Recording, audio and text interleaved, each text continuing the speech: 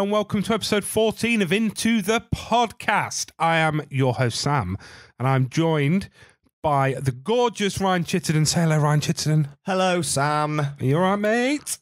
Very well, as always, thanks. How are you? Good. Better. Feeling better now. I am. I've still got a really bad cough. So, again, apologies for coughing and splutting everywhere. But yeah, I'm feeling good. You're looking good. Thanks, babe. So are you? Thanks. Ready to rock and fucking roll and do some podding. It's been a while, hasn't it? It has been a while. Well, it's been like 4 days. Less than a week. We actually got together midweek instead of trying to rush it through on a Sunday evening this time. It's just quite nice. Even this Sunday, because we've done Sundays for the last few weeks, apart from this weekend just gone. And I'm not going to lie, it was quite a relief not having to drive to yours and back Sunday night. Right before work. work. To be fair, I want to avoid Sundays at all costs. Because it's a nightmare for you driving. It's a nightmare for me having to do posters and editing and all shit. Exactly. Getting up early with little and for school. And we know that's like our fallback, isn't it? That's like our you know, if all else fails, we've got Sunday night. Absolutely. But we've got a bit of a chocker episode. We've got loads to talk about, bearing in mind we only saw each other a few days ago. One of them is a little segment that I want to bring in called What the Fuck? And this week's What the Fuck is... After leaving your house on Saturday, I needed petrol. I was feeling a bit tired, a bit poorly still. I had a few beers, so a little bit hungover. So I pull over, get some petrol and a drink. And they had some Prime in. Do you know what Prime is? Oh, is that the drink that everyone's been going mental for? Is it like KSI? KSI and Logan Paul. That's it, yeah. So it's their drink. Everyone's been going mad, fighting each other in Aldi to try and get a bottle of this fucking stuff. Now, obviously, I've been laughing at it. What's wrong with these people? Like, in a way, I kind of get it when people go mad for Pokemon cards, because there is just evidence that in years to come, these might be worth tens of thousands of pounds if you get rare ones. This is a bottle of fucking drink. Yeah. So I bought this. I paid £3 for a bottle of Prime just to try it, to talk about it on this podcast. Right. It was awful. It didn't taste good. Okay. At all. It was ice pop flavour. Right. It didn't taste good. It just didn't quench my thirst, and it didn't give me any energy. It didn't rehydrate me. It didn't do anything. It was just a £3 bottle. I mean, that's not cheap either. No. £3 for a bottle of pop. And I wouldn't mind, but I also bought, because I bought it from a Spar shop, so a can of standard Monster was like £2.50, right? Which I bought as well. Yeah. But yeah, it was just bad. So my what the fuck of the week is, why are you people doing this? Yeah, I really don't get it. Please stop fighting each other because some fucking YouTubers have brought drink out. They are both YouTubers, right? Yeah. Yeah. Okay. Yeah. Obviously, I think KSI got into boxing. He does a bit of like YouTube boxing and shit, doesn't he? I don't really know. And I'm too old. Logan Paul's a wrestler now. Apparently a really fucking good one as well in the WWE. Who knew? Yeah, apparently he's really good. I feel like that's what the WWE is now. They try and get like the celebrities of the moment. Like they had Johnny Knoxville at the last WrestleMania. Johnny Knoxville. Even before that, they had the guy who plays Green Arrow, Stephen Amell. Oh yeah. He had a whole thing, and I'm sure he had a wrestling match where he was just dressed as Green Arrow and stuff. It's like, it's very gimmicky these days. I remember going to a wrestling match when I was a kid, you know like the ones that they do in the local sports hall. Yeah. One of them types. Which is another conversation because I might be getting involved in one of them soon. No way, you're going to be wrestling? Well, not so much wrestling, but we're sort of talking. So the SMGC, the club that I'm in, big shout out, boys. Yeah, we're in talks with sort of doing some bits and bobs with them. And years ago, the guy who runs it asked our band, when we was in the band, to play opening music for them, and we was like, "Oh, we'll do it if you let us wrestle. If you let me wrestle, or just have like a little thing where I just come in and slap one of your bad guys." And I was like, "Oh, fuck yeah, do that." That's cool. So we're gonna try our hardest to get involved with this wrestling event. Nice. But yeah, when I watched one, my parents took one when I was a kid at my school in the big gymnasium bit. And they had Spider-Man fighting, like just a guy in a Spider-Man outfit doing roly-polies, and it was so shit. And that's what this reminds me of. Right. And this is fucking mainstream. This is exactly the biggest sports entertainment in the world sort of thing. And they've got these Green Arrow wrestling. Green Arrow, Johnny Knoxville, and like Wee Man coming out and grow up. Like, come on, where's Stone Cold like just smashing people with exactly. These motherfuckers are queuing for Prime. I'm telling you now. Yeah, that's it. They are a what the fuck. So the question, basically, the reason I brought that up is, what are we going to bring out that's going to make people fight each other? What is Into the Podcast going to bring out for their first random merch that we can get people fighting over? That's a good Bearing question. in mind, I have looked for random merch online, because obviously I've been looking for things like stickers and badges and T-shirts for when we eventually get to that stage. If you like one, please message us, because I'm trying to talk Ryan into getting T-shirts, and he's adamant no one will buy. But I did find you can get condoms. Okay. So you can get into the podcast condoms. Whilst I was on that search. So we could be that. We could be the next Durex. Well, yeah, stranger things have happened. Stranger things has happened. Yeah, fuck it. Condoms. Into the podcast. You look so confused. Yeah. Yeah. Well, I was hoping you'd come up with something cooler and be like, no, Sam, we're going to do a board game or something, but you just immediately agreed to the Johnnies. Yeah, I don't think it's going to get better than that. It's a nice niche thing, you know. Yeah. Although Durex have probably cornered the market a little bit. I think they might have done, yeah. Or Trojan. Yeah. So, but it's like you could say that about the energy drink world. Well, and yeah. Prime's gone mental. Prime. Yeah. Yeah, that's gone mental. So. Exactly. So fuck it. it. We're in the condom game now, We're in the condom guys. business. Although everyone hates condoms, so yeah, exactly. Just like everyone hates us. Yeah. That's our tagline. You'll hate these as much as you hate us. I didn't expect that to be as funny as it came out. No, I'm sure there's plenty of like random taglines we could get, couldn't you? You know. I heard the greatest thing the other day. I was just flicking through a Call of Duty things on TikTok, just watching loads of videos of people playing, and there's loads where people are just talking within their team, and one goes to the other, dude, if you had to give up cheese or blowjobs, which one would you give up? And the other one goes, I'd probably give up blowjobs. And the other guy goes, yeah, me too, they really hurt my jaw.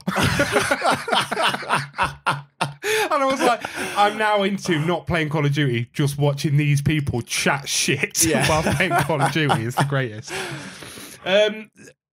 I wanted to talk about, I messaged you the other day, I've started watching, I said at the beginning of the year, I wanted to get into more anime. You did, I remember. So I've got Crunchyroll now, which is the anime-only streaming site. Yeah, I've not heard of that until you mentioned it. I've never heard of that before. It's huge. So I've finally got Crunchyroll, and I've started watching one that I heard on another podcast, one called Chainsaw Man. So I wanted something that's quite new. I've not got to battle through, because anime as well, 200 episodes a season, 20 seasons. Big commitments, aren't they? Big commitments. So I want something new that I could try, just catch up with and watch while it goes. And this thing called Chainsaw Man, I'll give it a go. And anime's pretty brutal as it is anyway. Oh, yeah. So it's about this guy who his job is to go around and kill devils. He's a poor guy. He's poor as anything. He works for like a mafia boss, paying off a debt that his dad left when he died. So he just goes around and he's got a little pet pig that's got a chainsaw for a nose, and he just kills devils.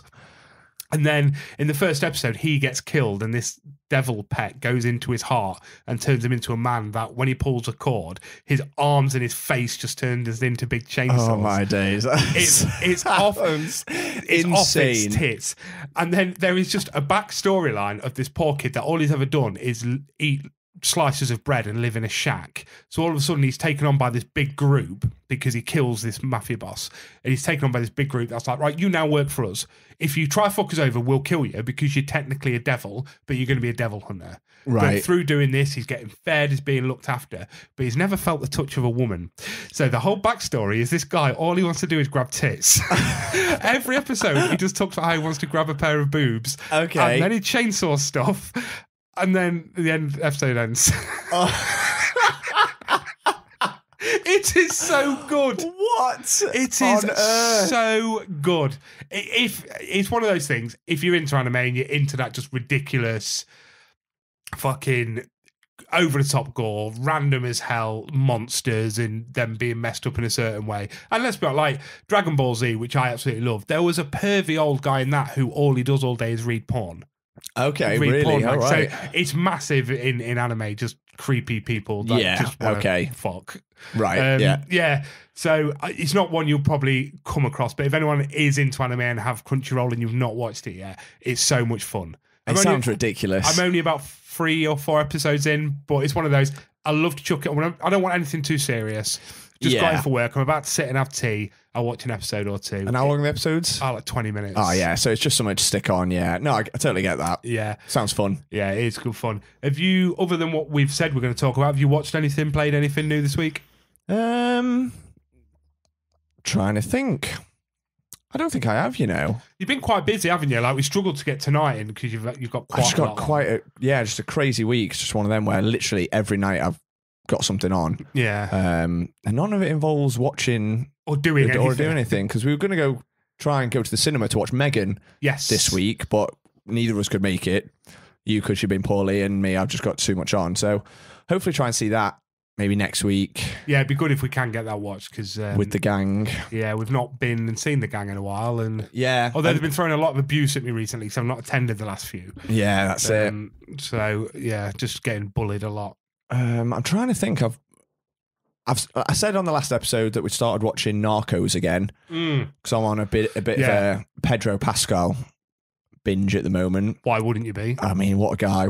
So I've been smashing through that, which you definitely need to watch. It's so good, because it's all about Pablo Escobar and like the narcos and the trade in Colombia. So a lot of it's like based on true story, and I really like it because they're like they'll get I don't know, let's say like, it's all narrated by like the American agent that's been sent there. Yeah. And he sort of, he'll say like, and Escobar did this and Escobar did that. And then it'll cut to like actual real footage from the actual event of like the real Escobar or like the real people involved. So it feels like it's almost like you get like that history lesson at the same time, as well as it being like drama and action. And it's just insane. Like, you can't believe some of the stuff that you're watching, or like, it's all a bit fictionalized and dramatized, but still, like, it's the fact that all these people are getting murdered, and like he's making $60 million a day in selling cocaine. It's madness. Like it's so far fetched it shouldn't be real. But we know it is. But we know it's real. But then there was that big thing a few years ago, wasn't there, where a location scout got killed out there by, was it his family or part of the mafia or something? Yeah, I remember that actually. Yeah, because there was like, you don't come over here fucking shooting that here. Yeah, and the poor guy got killed, which is I awful. can remember that actually.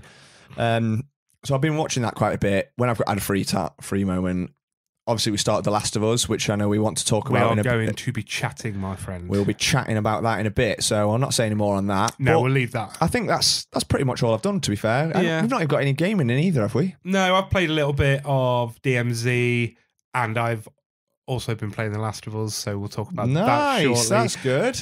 But what I did do whilst I was at work this morning, working extremely hard, obviously, because big boss man now, aren't I? Oh, yeah, you are. I printed out all of the Oscar nominations. Yes, they were released yesterday, weren't they? They were released yesterday. Got 3 pages of them. And so they kind of look like it's dominated by a few films, isn't it? Banshees, The Whale, Elvis... I think the big one seems to be definitely Banshees, Everything Everywhere All at Once, and All Quiet on the Western Front, and The Fabelman as well. Yeah, I've not seen that advertised. It's the Steven Spielberg one, isn't it? Sort of like a fictionalized version about his life. I think his upbringing. I think All Quiet on the Western Front, I think that's like got 9 Oscar nominations. So that's smashed it. I don't think any for acting, but like everything else, like production, sound, editing, best film, like cinematography. Yeah. Another thing I meant to say is, you know how we spoke last episode about Brendan Fraser, because he won the award, he won the Critics' Choice Award for The Whale, and he's got his Oscar nomination, his first ever Oscar nomination for playing. Yeah, which I'm so happy for. But we were saying, like, I can remember, we were saying that couldn't remember or didn't know what was happening with The Whale, like when's it released, blah, blah, blah. But Cineworld emailed me, because I have an unlimited card with them, and they said, you can come down to an unlimited screening. So, where they basically allow you to see a film before its main release. Yes. And it was for The Whale. So I think that was like either tomorrow night or Friday night. Obviously, I can't do it because I'm super busy this week. Well, it's such a shame, isn't it? But then I Googled it, and it's February. It comes out. It's cinema release. So it's UK releases actually February. So we'll be able to get to watch, because it's March the 12th, isn't it? Yeah. The Oscars. So we'll definitely get to watch that before we watch the Oscars. Yeah. Just sort of got the list in front of me, having a look. Really fucking good, that animated feature film, Sea Beast got a nomination. Did it? Yeah. Nice. I didn't look at that one, actually. Yeah, so Turning Red did as well. I don't know if you saw that. Is it Foxes or some? What's that one? Turning Red. Is that an turns animator? into a red panda. That's it. Yeah, I can just see the image in my mind's eye, but I've not watched it. Yeah, it's quite good. But also nice to see as well, because obviously, like, comic book films don't normally get Oscar noms. Both Wakanda Forever and The Batman have 3 noms each. Yeah, Wakanda Forever. Really Angela good. Bassett is the first. 4, including Angela Bassett. I forgot about that one. Yeah, so she's the first actor or actress to get nominated for a comic book film. For a MC. Is it a comic book film or just a Marvel film? Oh, it'll be a Marvel film, won't it? Because obviously the Batman Dark Knight. And Joaquin Phoenix got for the Joker, I think. Oh did he? shit! Yeah, of course. Yeah, Heath Ledger for the Batman. Yeah, so I think it's MCU film. Yeah. Which we've still not seen, but that comes on to Disney Plus next week, is it? The week after? Wakanda Forever comes out on the 1st, so that is on Next Wednesday. week? Bang Yeah. on a week today, yeah. A week today. But yeah, there's some pretty good films looking through here that I've not seen. Obviously, The Whale I really want to see. Tar is coming up loads. It's Kate Blanchett, isn't it? Yeah. I mean, she's incredible, and she's one of them. She's like a favourite with the Academy Awards. I feel like all she has to do is, take a shit on screen and she'll get an Oscar nomination. I'm not saying she's not great, because she is incredible. Absolutely, but you're right. She's got 5, 6 nominations now. And like Tar, again, like it's not even a film that I'd heard of. So it's not like it's one of these. It's first I've seen of it. Yeah. Suddenly, like not a lot of people have heard of it or watched it that I know of, and then suddenly it's like, oh, Kate Blanchett, Oscar nomination, obviously. Glass Onion got nominated as well for writing, adapted screenplay. Yeah, okay, I can see cool. that. I can see that. I do love that film. It's so much fun. But all the guys that we were talking about, not last episode, the episode before, when we were looking at the Golden Globes, all of those guys went on to get a nomination. Yes, obviously, my boy Austin Butler. Austin Butler's in there, mate. I said, well, back in around Christmas time, I think it was. I was like, Austin Butler. It was my top tip to get an Oscar nomination, and so it's nice to see him come through. I really, really don't know who's going to win the Best Actor, because that is mental. So it's Austin Butler for Elvis, Colin Farrell for Banshees, Brendan Fraser for The Whale, Paul Mescal for Aftersun, which I don't know, and then Bill Nighy in Living. Yeah, so that's a pretty fucking hefty. That's a tough one, because at the Golden Globes they were split. So Austin Butler won it for Best Actor in a Drama, but Colin Farrell won it Best Actor in a Comedy. Right. So now they're going to be up against each other. But then Brendan Fraser won the Critics' Choice Award for Best Actor and beat them all. So they're all winners from different awards going into this. There's not like a clean sweep. Whereas like, the Best Supporting Actor, which we talked about, Brendan Gleeson, Barry Keoghan in Banshees, as well as others. But that seems like no one is going to be able to touch Ke Huy Quan for Everything Everywhere All at Once. And they're all in there. Yeah, but he's storming the board. So he's won every award so far. So he's got to be top choice to take home the Best Supporting Actor. You'd think so. I'm genuinely looking forward to this one. Yeah, I'm excited. I'm really excited. And Best Film as well. I really don't know who could get that. I was literally just about to call that one out. So we'll just do this one because I don't want to go through all of them. So for Best Picture, we've got All Quiet at the Western Front. We've got Avatar, The Way of the Water, Banshees of Inisherin, Elvis, Everything Everywhere All at Once, The Fabelmans, Top Gun Maverick, Tar, Triangle of Sadness, and Women Talking. It'd be quite good if we could watch them all before. It would be good. Which I think we have a month and a half. Yeah, we can get through them. Bearing in mind, you've already seen 1, 2, 3. Have you seen Avatar yet? I've not seen Avatar yet. You've seen 4 of them. Yeah. I've seen 3 of them. So I really want to see Avatar, but I want to make sure I see it in the cinema, because it's like the first one. I imagine it's one of those films you have to see in the cinema to get the scale, get the scope, get the feel for it. Absolutely. Anyone I've spoke to that went to cinema to see it, none of them again have said it's a good film. They're just like, it's fucking incredible. It looks incredible. Yeah, that's what everyone says, and that's the thing, isn't it? So I've not got a lot of hope on the film. But I think it'll be enjoyable. I don't think it's not going to be a bad film. Like even the first one, I wouldn't say it's one of my favorite films of all time. But if I stick it on, you can just enjoy it. It's an action adventure film. Easy watching in a lot of ways. Yeah, definitely. But yeah, yeah, it's the experience. You've got to experience that in a cinema, in an IMAX, haven't you, really? Yeah, absolutely. Cool. So intro-wise, I think that's about it, really, to go through. So I was just wondering if you wanted to give Drew a little call and see if you want to sing us a song. You know what? We might as well, haven't we? We haven't spoke to him for a while. Yeah, all right. Drew. Ring, ring. Ring, ring. Wow. Ring, ring. Sing us a song. Oh, no. Here come Sam and Ryan, listen to them both speak. They've come through hours all with their pop culture critique. But are you even a nerd if you don't overread? So come on everybody, it's the snack of the week. Snack of the week, my friend. My favourite part of the podcast every time. I'm very excited about this because I messaged you earlier and said, dude, can you just pick us something up because I've not got anything this week. You got it and refused to show me, so you've hidden it. So I know it's going to be a gem. So you messaged me and I was like, yeah, no problem. I've got to get petrol anyway for the car, so I'll just grab something from like the garage. And you know, petrol stations always have weird and wonderful things. And I think I messaged you back saying, I'm just going to go rogue. I'm going to go. So I went in and I was thinking, right, I'm going to get something random here, like really random, you know, whatever, falafel, cheese sandwich, whatever. Whatever. Mate, cheese sandwich. Like, you know, some chocolate, whatever, I don't know. But I saw what I've got today. I saw it and my eyes lit up. And you know what? Interesting. It's not wild. It's not rogue. I've gone top tier, mate. Gone top tier again. Top tier again. We're winning at Snaps recently, aren't we? Banger after banger at the moment. So I'm so excited. Yeah.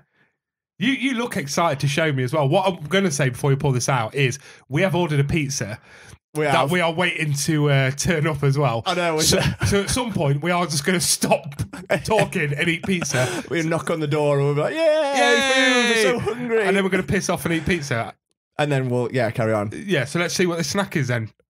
Pre-pizza snack. Pre-pizza snack. You ready? Let's go, yeah. The fucking Jaffa cakes, mate. The boy turns up with Jaffa cakes. Jaffa cakes. I love a Jaffa cake. You can't go wrong with a Jaffa cake. And I haven't had some for so long, you know. Oh, love it. They were on offer. And I was like, it's just a no-brainer. I'm going Jaffa cakes. Nah. Don't. You're going to do the debate, aren't you? Do you know the science behind the debate, though? No. So, obviously, is it a biscuit or is it a cake? Well, it's a biscuit. Tell me more. If you are to leave a biscuit out, it goes soft. If you leave a cake out, it goes hard. So these... it's a cake, because these go hard if you leave them out, don't they? Yeah. It's a cake, so not a biscuit. So, yeah, this is a cake. So because it's a cake. If you leave it out, it goes hard, not soft. Why does that happen? I don't fucking know. That's the science. You just said the science behind it. I mean, Yeah. I can't tell you right now. Just like the cookie last week, you've gone all in. not even gone the full moon, half moon, total eclipse. It's fucking Jaffa cake, mate. I'm doing half moon. She needs full moon, half moon. I'm good. Now, she annoys me. Eat the fucking Jaffa cake. Stop pissing around with the Jaffa cake and eat the Jaffa cake. So I'm going to eat another one. Yeah, give me one. Mate, these are top tier. How do you feel around Christmas and stuff when they bring out all the different flavours? I'm not about that. No. Just give me the original. No cranberry or strawberry, whatever they do. That shit. It's just, some of them are all right, but they're just not as good as the original. But at Christmas is always when they bring out the yard of Jaffa cakes. Oh, yeah. And I love buying the yard of Jaffa cakes. Like when I was a kid as well, you remember getting those like the little snack pot ones? The little came in like the little orange. Yeah, they were tiny. Little pots, and they were like the mini Jaffa cakes. Oh my God, that takes me back. Do you think you still buy them? I haven't seen them for a long time. I bet you can't now. It's all about cutting back on plastic and stuff, innit? And they were like a big plastic orange pot. Oh, they were, yeah. But they're so good. Oh, God, yeah. There's never enough of them. I don't think you can eat enough Jaffa cakes. I mean, we've already eaten half this pack. No, so our friends over at the Utopia Project tried to win a world record, be it a world record of the amount of Jaffa cakes eaten in a minute. Between them? No, just Sharpie. All right, okay. And he did it. No way. Not official, because there's no one there to officiate it, but he did it on a live stream. Bearing in mind, this dude is highly diabetic. Oh, shit, yeah. He ate all these Jaffa cakes. He had something ridiculous like 100 in front of him. Then Jack came on as a character that he plays called Sir Arthur Biggleswade that really creeps out Sharpie, and we don't know why. He speaks really posh, and he has this weird fucking like hair, and it transforms Jack into a different person. Okay. And it really freaks Sharpie out. So he nervously ate like 100 of these Jaffa cakes, one after each other, because he didn't know what to do and he just felt really anxious. So he just ate Jaffa cakes. Wow. And then afterwards went into like a diabetic coma. Bloody hell. Like, he was so poorly afterwards. Oh, no. So that's what right before these are nearly all gone. And we've got 2 left. Let's just eat We're them. just eating the whole pack. Yeah, fuck it. Like, we're just top tier, right? Oh, 100%. Yeah. Like, we're just eating the entire pack. Yeah. Of Jaffa. You have the last one, go on. Oh, you're a fucking babe. Carton is recyclable. What about the That's plastic? good to know, isn't it? What about the plastic wrapper? TerraCycle film. Recycled in the UK. Yeah. All recyclable, mate. There we go. Boom. Fucking Jaffa cake. This is what the listeners want. Us eating an entire pack of Jaffa cakes. Pretty quickly, to be fair. We're not fucked about there. Did we eat that quicker than the bowl of cereal? Yes. Did we ever finish the bowl of cereal? I took it away from you. Oh, yeah. Because you wasn't enjoying it, but you kept eating it. They were good times. Yeah, well done, mate. That is top 10. I see why I was excited now. Oh, yeah. I've been looking forward to that since I bought them a I'll be couple hours honest, ago. the day you turn up here Mm. with a fucking Esso Garage cheese ploughman sandwich will be the day I fall in love with you, mate. Because garage sandwiches are fucking awful. They're so bad. And you can't just buy cheese. It's always a shitty cheese ploughman. Oh, no. I think that might be pizza. Really? Yeah, hold Should we on. go check? Let's go check.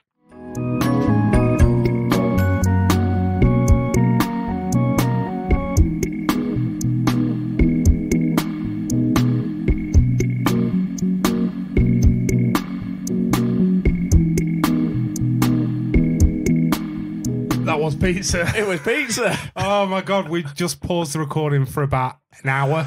Yeah, it just stuffed our face. Bearing in mind, you was like, I want to get there early so we can record and go home early. Yeah, because the problem is I always end up getting back really late. Because it's a good old drive from here. So But those plans are out the window. that was fucking good pizza. I'm so full. Yeah, me too. It was quite spicy, actually. It was spicy. Those jalapenos. Oh yeah, the jalapenos. The jalapenos. I even was nice and said, you know what, Ryan, you're vegetarian. I'll have some vegetables Yeah. on it. Instead of just going cheese, we went for the vegetables. And what did you think of them? Oh, look, they were all right, you know. I even ate the mushrooms, you know. I'm like, mushrooms. Oh, bloody hell, I yeah. normally That's pick them good out, don't going. I? Yeah. Very impressive. So obviously we are well past this, as we spoke about it earlier. But do you want to just tell the listeners what you just experienced, Ryan? I can't put into words what just happened. So obviously we had the pizza, and I was like, God, should we just watch a couple of episodes of that chainsaw show that you just mentioned Chainsaw Man? What the fuck have we just watched? Well, I'll tell you what. You heard my description of it. Describe to the people what Chainsaw Man's about. It's literally like you said, but you cannot picture it until you've seen it. The dude just pulls a little zip string or whatever, a little cord attached to his chest, and his face just becomes a fucking chainsaw. Yeah. His face is like the hand, like the handle grip, the Yeah, whatever yeah. you call it, with a fucking chainsaw coming out, and then his arms just turn into chainsaws, like some fucking weird Wolverine. And then he just wants to touch tits all the time. That's all he goes on about, fighting these fucking mental demons. And they're all like, oh, why are you doing this? Why are you saving humanity? He's like, I'm not trying to save humanity. I'm just trying to touch tits.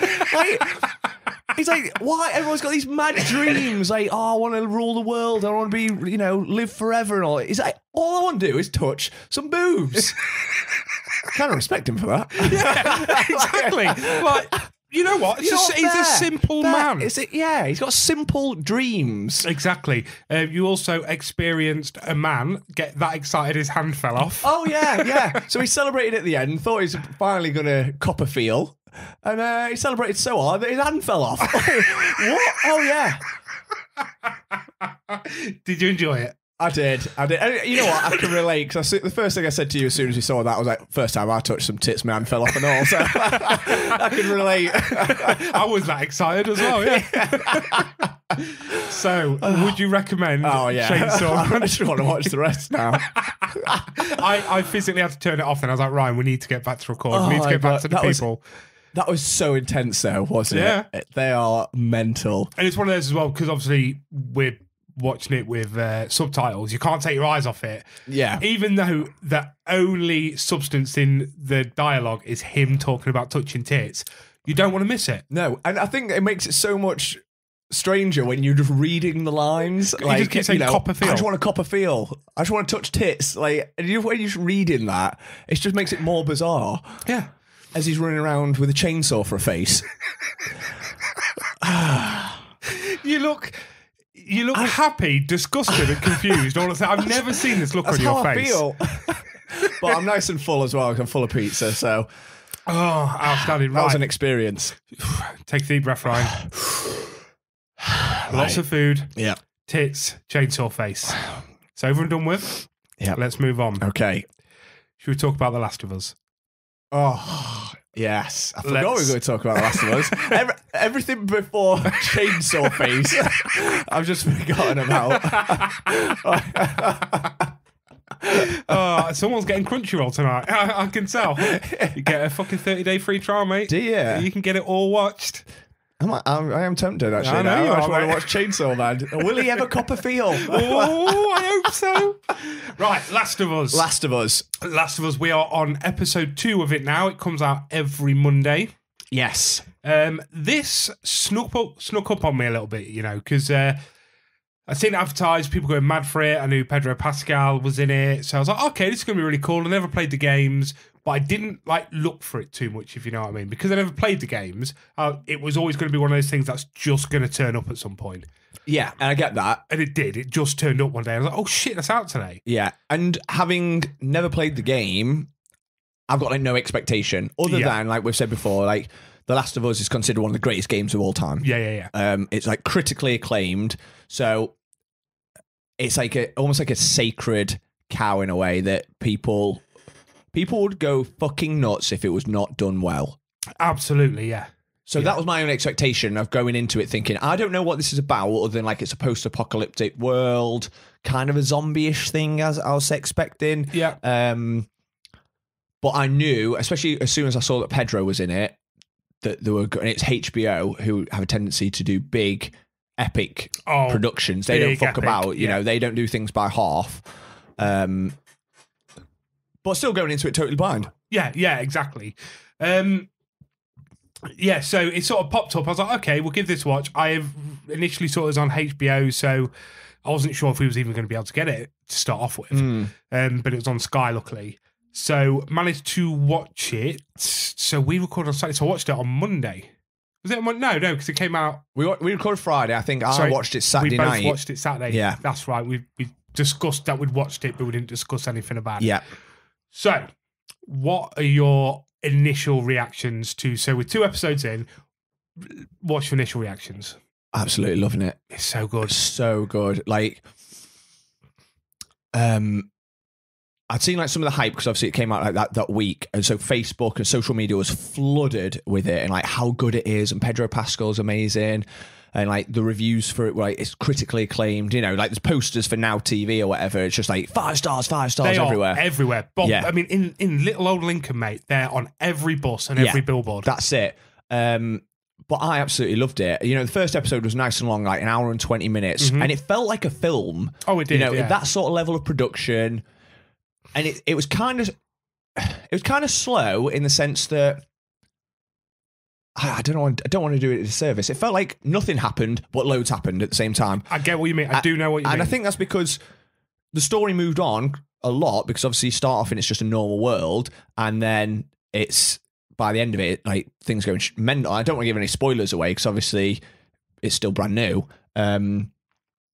But it felt like you got a lot of time with your characters. So straight away, I'm already invested in the characters. Yeah. I've already got an emotional attachment to all these characters, which is so hard to do when you're introducing new characters, especially for a TV show, episode 1. I think that's so hard to do, and I think they nailed it straight away. Your emotional involvement with his daughter in such a small amount of time is ridiculous. Yes. Yeah. Ridiculous. Yeah. Their relationship straight away, I'm rooting for these guys. Yeah. Even the opening scene with the scientists. That was ooh. So yeah. it's like a little like a snippet from like a TV show. Was it like in the 60s? Was it like It was 1988. Oh, sorry, 1988. Sorry, yeah. And it's like a little, I don't know, like an interview in front of a live studio audience with two Scientist doctors smoking. Yeah, John Hannah, isn't it? It was, yeah. From The Mummy, 1999 classic. Yeah, boy. Yeah. And that was just so intense because suddenly you're like, oh my God, they're on about like, you know, oh, it won't be like a virus that wipes out humanity, blah, blah, blah. It'll be a fungus. Yeah. It'll be like a fungal infection, and because it does this and it'll do that, and there's no cure for it. And suddenly you sat there, like my jaw was dropping. I'm like, oh my God. And like Claire was the same. She's thinking, holy shit, like, I'm never going to eat mushrooms again, you know? I've just eaten mushrooms. Oh, shit. You fucking prick. I've avoided them for 34 years. See, I'm actually part of the hive mind. I've got you. Right, okay. So, yeah, so straight away, scene one, I was like, I'm in this. What did you think? I fucking loved it. Obviously, so I'll talk about this in a moment. So I went and started playing the game. I wanted to get 2 hours in after the second episode. I thought 2 hours just to see where we get to. I fucking loved it. Immediately, like you say, we are so invested in the story. We're so invested in the characters. Pedro Pascal, when he yells at his daughter to get in the car, possibly the greatest actor I've ever seen. Really? I'm just that get in the car like was that is made for that's real emotion right there. Yeah, that is not from you know when you watch you're like that's really good acting. Yeah, like that wasn't acting. That was a man looking after his daughter and like shitting himself and angry and scared and everything all at the same time. Absolutely. So I will just talk about the game very quickly now. So that first episode covers the first 20 minutes of the game. Nearly shot for shot. Right, okay. It's drawn out. Obviously, it's an hour and 20. Yeah, of course. It's drawn out, but the shots are the same. The dialogue is the same. Wow. Practically everything is the same. And I'm so glad I did it the way I did of watching 2 episodes and then chucking the game on for the first time. Right, yeah. Just to see how it fit. Just see how it fit. Yeah. Oh, my God. Perfect. Really? Perfect. Oh, that's cool. Everything is just so fucking good, man. Pedro Pascal, immediately you're like, it could be the same guy. Yeah. Definitely. Yeah. The clothes they wear, the way the city looks, the way the world looks after the apocalypse and everything's overgrown, it looks exactly the same. The city before it happens and the world's going to shit looks exactly the same. That's amazing. It is incredible, and I'm looking forward to it. I'm telling you now, get that PlayStation plugged in. Yeah, I'm going to straight away because I just need to get hold of the game. What can I just ask? What version of the game are you playing? So I'm playing the PS3 version. I borrowed a PS3. So you got the PS3, like the original version, because I've gone back and read an article about this because obviously I've not had a PlayStation since PS2, so I've missed all the PS exclusives, and I want to get into this world. So from what I can gather, there's the PS3 original, there's the PS4 remastered, which is basically the exact same game but up the graphics, and then there's the PS5 remake. Okay. So the PlayStation 5, they've redone the whole game. Apparently it's the same, but it's like on a brand, like the new engine. Right, okay. So like graphics, up gameplay, but principally the same game. Okay. I imagine similarly what they did with like the Resident Evil games. Yeah. You know, like they redid them. Like they made them totally different. They turned them to like over the shoulder cameras. So they did massively change the gameplay, but the story, the dialogue, the setting, everything was still the same. So you could still play that and still appreciate it. Yeah. Are you going to just go for the remastered original? I'll just go for the PS4 remastered because I've got Alex, my mate, I've got his PS4. Yeah. And I think you can get it for like a tenner or something for the remaster version. So I'll just get that and bang it on and start playing through it. I want to go on this ride with you. Yeah. I want us to do this. The thing is, I want to get ahead because I know what you're like when you smash it. So I've plugged it in my bedroom. Right. So I've got the PC down here. I've got the Xbox. Obviously, I share a house. I've got a kid. Telly's normally taken up. So I was like, if I've got it in my bedroom, there are many a nights where I'm just like, I just want to lay down and watch telly in bed or watch a film in bed. I can lay there for a couple of hours of an evening. Whereas I know you'll sit and smash 12 hours in a day if you're off. Yeah, that's the problem. I've just got no free time at the moment. Like this, like obviously I've been busy every night this week. I'm away all weekend.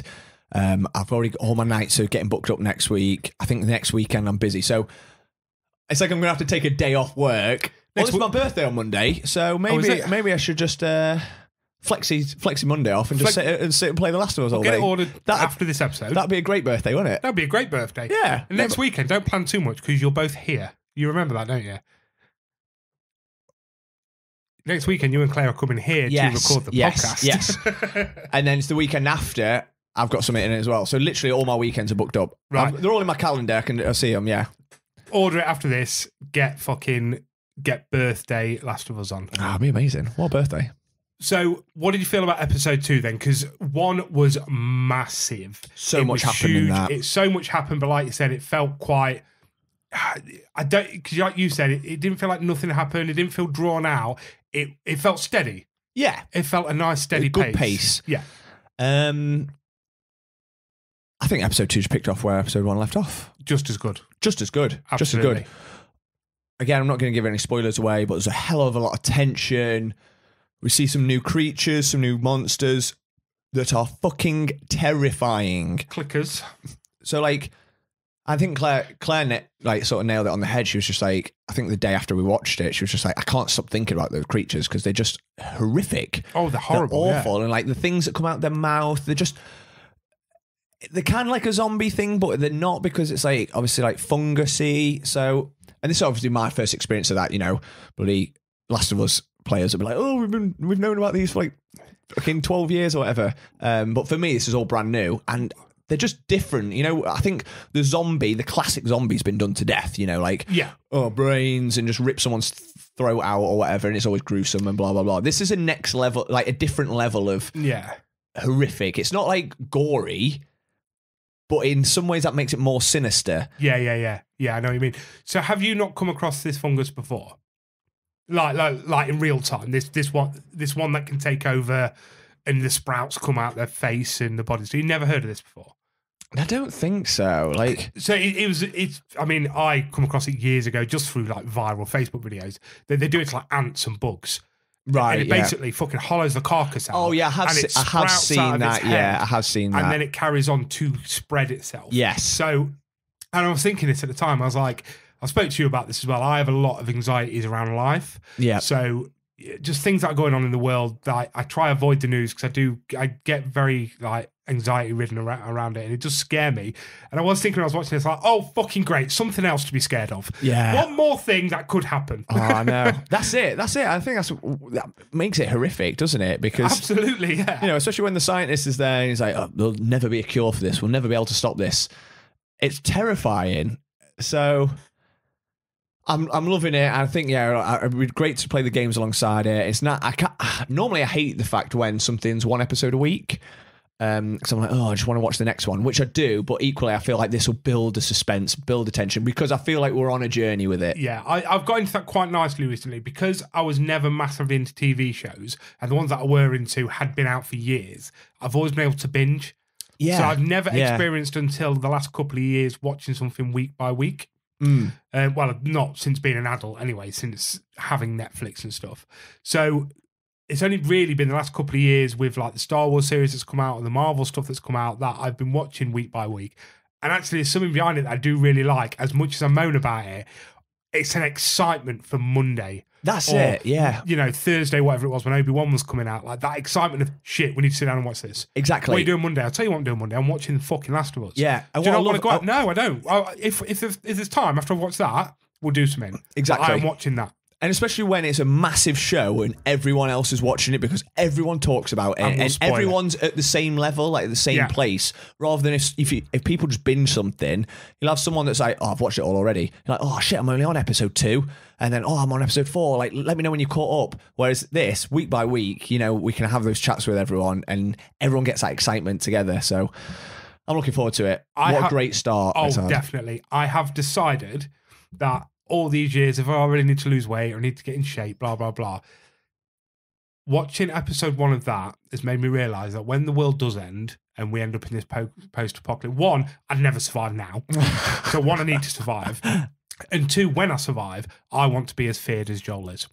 Yeah. I want to be that feared. Yeah. So I need to get myself hard as fuck over the next couple of years before this world ends and hope I survive it just so I can be Just that hard. because it could be Joel. Yeah, basically, yeah. Because he just looks like a fucking mild-mannered man. Everyone is terrified of him. Oh, yeah. I love it. He's so good, isn't The he? good thing about that is it's such like it's just a passing thing. It was in the game. It's in this. People are scared of him. He's known for just being a fucking hard nut. Yeah. Ex-Navy SEAL or whatever he is. There's no description behind it, and I love that. Yeah. He's fucking hard. Yeah, Don't mess. you get that. Like, just he don't can mess get with shit him. done or whatever, yeah. Don't mess with him. Oh, God, it is. And it's just such a random storyline that didn't need to be in there, didn't need to be in the game, but It just adds character depth, doesn't it? Of course it does. You know this guy will fucking survive. Yeah. Definitely. Anything else you want to add about The Last of Us? Not yet. I think, like I said, I'm excited for it. Need to get the game played, but yeah, we'll do our regular check-ins with this, I think. We'll definitely be doing check-ins on this because I'm absolutely loving it. So what we thought we'd do is we'd bring back top 5 for this week. So we've not done one in a few weeks. No, we haven't actually. So what we did was, because The Last of Us is a video game and they've done a TV adaptation of it. And they've done a great adaptation of it. And they've done a great so adaptation far. of it. We was like, oh, maybe we could do like our top 5 like game adaptations to film or TV. And then we realised there isn't any because they're all shit. We really struggled. I think I said this to you, and you were like, "Oh, we'll do a top 5, like top 5 best ones." And I was like, I haven't got 5. No, I think we should do top 5 worst because the problem with it is, so I could have got 5, but I would have been pushing it. So things like I enjoyed Assassin's Creed for what it was. Right, yeah, okay. I didn't hate it. It was all right. I quite enjoyed it. Yeah. It's not a good adaptation of the game. But in terms of film, But it's film is all right, yeah. But you can't put, and when you're basically your top 5 of films that you think are all right, That's you know not what a I great mean? top 5, It's is not it? a great top 5. And a lot of the time it's scraping the barrel because it'd be like, oh, yeah, it's an all right film, but it doesn't necessarily reflect the game. Exactly. So I think for a lot of things, so maybe some on my list might fall into that category. Like, there's a film, they're all right, but in terms of if you compare it to the video game, you think, what the fuck is this? Absolutely. So, top 5 worst video game adaptions. Yes. Now, all your films? Yeah, they are actually. Yeah, cool. So I did have a look to see if there's any TV shows or anything that I might have been able to work off, but there wasn't any that I could really think of. Don't get me wrong, I thought Resident Evil was okay. That came out recently. It was The new one, Yeah. Welcome to Raccoon City. Yeah. I've still not seen that, actually. It was all right. It wasn't amazing, Yeah. but I got through it and it was okay. I'm actually, I'm a part of on a Facebook group. It's just like Resident Evil I'm in a fan few of them, pages, yeah. and people fucking hate it. Like, there's the odd person that'll be like, "Oh, I thought it was all right. Oh, it's all right." All right, yeah. But majority like, this is awful. It's not. I've not seen it yet, so I can't comment on that one. Cool. Do you want to go first? Sure. Yeah, I'll just pick a random one. Pick They're a in random one. no particular order. I've gone for then. Let's go for Hitman. Okay, so I turned this film off because it was bad. There's 2 Hitmen. Which one are you on about? Because they did the one with Timothy Olyphant, and they did another one. It was the one with Timothy Olyphant. Yeah. So I turned that off, and I love Timothy Olyphant. Me too. As an actor, I think he's great. But I was never massive into the Hitman games. No, me neither. So I played bits of them. They're not a game franchise that I've been like, absolutely love it. I'm exclusively playing it. So, and that's why with a lot of these adaptions, I'm either not played the game or I've not seen the film or vice versa. Absolutely. Whereas this one, I played a bit of it, but I've seen the film a couple of times. Yeah. And the reason it's on my list is because I love Timothy Olyphant, but he's not a scary guy. Not in the slightest. Hitman, Agent 47. It's Agent 47, isn't it? I think so, yeah. Again, don't quote me because Please I'm don't not quote us. I'm not a massive Hitman player, but he's fucking terrifying. He is a savage killer that will kill people in brutal ways, and he's a hitman. He's a hitman. He's an assassin. It's his job. Whereas this film turned it into like a bit of a, he's the good guy. Like, he's just misunderstood, and like, which was always going to happen. And he's kind of like the nicey guy, and there wasn't that many brutal killings, and it was just a bit of like a PG-13 action romp game where what we really wanted to see was some brutal killer going up to people and like choking them with barbed wire or like drowning someone in vat of acid, or just these mental kills that are like, He's going around killing people. Like he gets paid to do it and killing people in horrific ways. Yeah, being a real hitman. And I feel like this just totally missed the mark on that. As a film, I don't mind it so much mainly because it's Timothy Olyphant and I really like him. I love him in loads of stuff. But then when they remade it again, they did another one 4 or 5 years ago. Yeah. And I wasn't that fussed on the actor who played him. I was like, I'm not even going to touch it because the first one was shit. This one looks shit. I think the reviews for it were garbage. And they'll also never get it right. Yeah, that's it. And this is a problem, isn't it? Like, so a thing for me, so this isn't video game, The Punisher for me, until John Bernthal, they'd never got that right. Yeah, that's it. Never. And I'm not saying the films were bad, because if you look at the one with Thomas Jane, yeah, great film, but it's a revenge film. It's not a Punisher film. Yeah. You then go to Warzone, which is a shit film, but he's done a bit better because he's just fucking ruthless when Ray Stevenson plays him. Like, again, you're just not getting it right. Yeah, that's it. And it's a shame because they're good films, and I love The Punisher, and I love the actors, and it's just nonsense, but you're not getting it right until John Bernthal. Yeah. And I feel like that's the same with The Hitman, and that's why it's on my list. Yeah. You give me one of yours, then. Okay, I am going to go with I'm pretty sure this was a straight to DVD release. I'm a big fan of the Dead Rising games. Yes. So I love Dead Rising. Anyone that doesn't know what Dead Rising is, you're basically like the first one, you're in a shopping mall, zombie apocalypse, and you can just walk around creating weapons. You find some barbed wire, you find a baseball bat, you zoom them together, you got a barbed wire baseball bat. Yeah. And they get ridiculous. Later on, if you find a torch and some jewels, you make a lightsaber. Shit, like, it's ridiculous. But you just go around killing hundreds of thousands of zombies. Yes. So wherever you go, they're just always there. You just kill them in crazy ways. You go around the mission. On the first one, you had to, every so many hours, you had to get Zombrex because you've been bitten. Or someone has been bitten, I can't remember, and you have to do whatever. But I like them. They're good fun. They're brutal. You kill people in fucking loads of crazy ways. It's fun and creative, isn't it? They are good fun. Like I say, I used to play this with Aaron back in the day, and I'd be in a burger shop looting, dressed as a knight, and I'd just look in the back of the camera whilst I'm playing, and Aaron would drive past in a steamroller, just steamrolling thousands behind. It's just so funny. And then they brought a game out, and I was like, okay, film, sorry. So this was Dead Rising Watchtower in 2015. They have brought a second one out, which I didn't touch. I was like, this could be fun. Yeah. It's straight to DVD. It's going to be bollocks, but this could be fun. And there was no fun about this film. Yeah. They tried to make it a serious zombie film. Why? Like, already you've not got the budget because you're going straight to DVD. Just make it fucking fun. Just make it gory, a laugh. Make them create ridiculous weapons and get in ridiculous cars and go around. And that could be the majority of the film. You don't need any storyline. A tiny bit of storyline.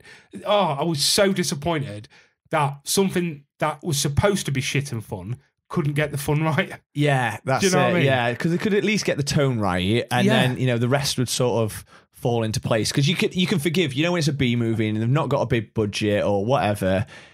It doesn't matter so much. No, this just lost out on everything. So Dead Rising Watchtower from 2015. Don't watch any of the Dead Rising films. Go and play the games. They're films, they're games that I bang on all the time. I want you and me, when you and me get around to streaming eventually for the listeners and what will soon be the watchers, that's one game I want to play with you. Because they're just so much fun. Yeah, I totally agree. And That was just fun. you and it's me just a just laugh. fucking It'd be zombies. hilarious, wouldn't it? It would be hilarious, yeah. Go on then, what else you got for me? Okay. A bit of a disclaimer on the next one because I've not played the games, but I've seen quite a lot of the games and I've talked to loads of people who've played all the games. And this is one of the films that I saw, and even I know, someone who's not played these games, that this was totally missed the mark, and it's Uncharted. Right, okay, so I have played the games. Yeah. Loved them. It missed the mark, mate. Exactly. And I got told about the short film they did, the fan-made film with Nathan Fillion. It's fucking brilliant. Have you not seen it? No, I have seen it. I was going to say, even the camera angles are so perfect. Everything about that was great. And I knew, so I'd done a bit of research because I love Nathan Fillion. Loads of people told me about it. And so even though I haven't played the games myself, I know about the character. I know Nathan Drake. I know, I've seen enough. I've seen bits of his character. I've seen, that I'd invested without having played it, if that makes sense. And then I watched the Nathan Fillion one. I was like, this is amazing. I can see why. And then I was in the bandwagon with everyone else. make this a full-length film. Make this a live-action film. Get Nathan Fillion. This is all perfect. It's all done great. So they make a film, and what do we get? Tom Holland. And Mark Wahlberg as Sully. Not having fucking Nathan Fillion as Nathan Drake was bad enough. Yeah. Because, Nathan Drake was a bit rough and ready, and, to me, I wasn't a massive Tomb Raider fan. Right, yeah. They were okay sort of growing up with them. This is what Tomb Raider should have always been for me. Granted, it's better it's easier when you've got the better graphics and you can fuck around, because eventually Tomb Raider got it right. Yeah. But I fucking loved it. And, you've got this rough and ready sort of bloke. Yeah, bloke, not kid. Exactly. And then they get him in. And then Sully, who's an old boy with a big fucking dirty tash, they get Mark Wahlberg in. Yeah. The Boston ready fucking whatever, like Transformer fucking Ted wanker. And I feel like they've just tried to create a franchise. Like, this is it. We can make churn 3-4 of these films out, because Tom Holland, everyone loves Tom Holland, and everyone does love Tom Holland. And I like Tom Holland just as much as everyone else. He's fantastic Spider-Man, Peter Parker. He's done some cool other stuff. But even I know he's not Nathan Drake. Exactly. You've not played the games. You've just seen him and you know enough about him to know he's not him. That's what I mean. Even me as not a hardcore Uncharted fan, even I was like, ugh, this is bad taste. Yeah. I just wanted Nathan Fillion, and I'm biased because I love Nathan Fillion as well. Yeah. Everyone that I know that I've spoken to as well that have played all the games are like, yeah, that's shit. Anyone out there that hasn't watched the Nathan Fillion Uncharted skit, like few minute film, go watch it. Yeah, it's about 15 minutes long, I think, if that. They get it so right. Yeah. Not even the characters. If you're into gaming, after a cutscene, when you go into gameplay, the camera does that thing where it pans out slightly. Yeah. They get the cameras so perfect on that. And the way he moves and takes behind, and when he's in cover. Yes. It's incredible. It looks like a video game. Yeah. And that's what it needed. And I'll be honest, Last of Us has done that really well, as we just discussed. So it can be done. That's what they should have done. That's what they should have stuck with. And fucking all they did was throw money at it. Yeah. Thinking if you throw money at something, it will be good. Throw money at it and put some big names in it, and then that's it. It'll have made a load of money, I have no doubt. Oh, it would have done, because people would have been intrigued. Yeah. And then... So yeah, that's one of mine. But you've got PS4 now. Alex has lent you his. You get to play them games. That's true. Yeah, you'll love it. And I'll be just picturing Nathan Fillion. I imagine the whole time. You'll just be watching Tom Holland running around. Okay, so disclaimer for the next one. You just had a disclaimer. I've got a disclaimer. It's going to be in your list as well. So I've gone for Resident Evil, but I've not gone for one Resident Evil. I've gone for the Resident Evil franchise. Because go fuck yourself. The first one was okay for a standalone film. What it was, it didn't really have anything really to do with the game. Yeah. Really. I mean, okay, a little bit of Underground Lab talk maybe, but the whole franchise is absolute fucking dog shit. They've not got anything right. They've not got any characters right. They've not even got the zombies right. Yeah. It's just so bad. And the problem is they keep churning them out. I know what they are. I think about 7 or 8 of them. That many films. The animated stuff's okay. I quite enjoy the animated films. The animated aren't too bad because at least they've got the video game characters and they're basically like extended cutscene type films. And they work well. And they're okay. Yeah. They get better as they go along, I think. Yes, you're right. But I totally agree. Just that sentence alone that you said, Resident Evil franchise, get like the Mila Jovovich ones, go fuck yourself. Go fuck yourself. Because there's no need for you. There's no need for you. And not only that, I did an episode on the old podcast of these films. So I watched them all in a week. And when we was talking, oh mate, I was on nights. That's how I managed to watch them. I said to the two guys I was on nights with in the prison, I was like, I've got to watch the Resident Evil films tonight so I can go down to the other office and watch them. And they're like, oh, we'll watch them with you. By like the third film, they were pissing off and just doing bits by themselves. And it was so bad. I can understand why. So I watched them. We did the podcast and I had already forgot which film was which. Yeah. Because they all just blend into one ball of bollocks. They want, like you said, the Resident Evil games are... I love the Resident Evil games. I'm massively invested in that game franchise. I love them all. The characters are amazing. They're timeless. You know, they've been going since the early 90s. They've had loads of appearances. So, and the first game, it's quite an easy concept when you think about it. It's a team of special forces, policemen, that are investigating some murders in the mountains, and they get chased by dogs, and they take refuge in this creepy, massive mansion, and they go off, and they get killed off one by one, and you can play as one or two characters, Chris Redfield or Jill Valentine. And you got to uncover the mysteries, and there's puzzles, and there's fucking... It's a puzzle game over anything, isn't it? Yeah, it is. And there's zombies, and it's terrifying. And it's just creepy. That would be so easy to do as a film. You don't even need a big budget for that. Just in a mansion, just going down corridors, have it build up tension. So what do? They create a film that's the mansion is over an underground lab system. Okay, that's not too bad because Resident Evil... Don't get me wrong, the Resident Evil games are ridiculous as well. They're not realistic. Yeah. They are mental. But we'll not use any of those characters. We'll create our own character. Alice, Mila Jovovich, who is like a superhero, basically. Yeah. Can do flips off the wall and just fucking dropkick zombies and into things with backflips and I'll fuck off. And then she just gets more and more ridiculous as the franchise goes on. And they do start bringing in actual characters. So like I think Jill comes into the second film. Yeah. And any cool moments she has, like she's fighting some of like the lickers I remember in the church in the film. And it's like, oh, okay, this is pretty tense. This is probably one of the better scenes.